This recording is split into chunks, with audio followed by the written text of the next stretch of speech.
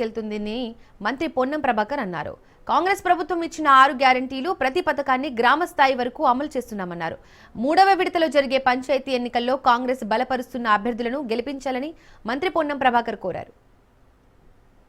3వ దశ సర్పంచ్ ఎన్నికలు జరిగేటువంటి గ్రామాల్లో కాంగ్రెస్ పార్టీ సానుభూతిపరులను గెలిపించండి. తప్పకుండా తెలంగాణ ప్రజాపాలన ప్రభుత్వం రేవంత్ రెడ్డి గారి నాయకత్వంలో ప్రతి గ్రామంలో అభివృద్ధి కార్యక్రమాలను చేస్తుంది. కాంగ్రెస్ పార్టీకి సంబంధించి ఈరోజు జరుగుతున్న కార్యక్రమాలు అనేకంగా గ్రామ స్థాయి దాకా వస్తున్నటువంటి అంశం మీరు చూస్తూ ఉన్నారు.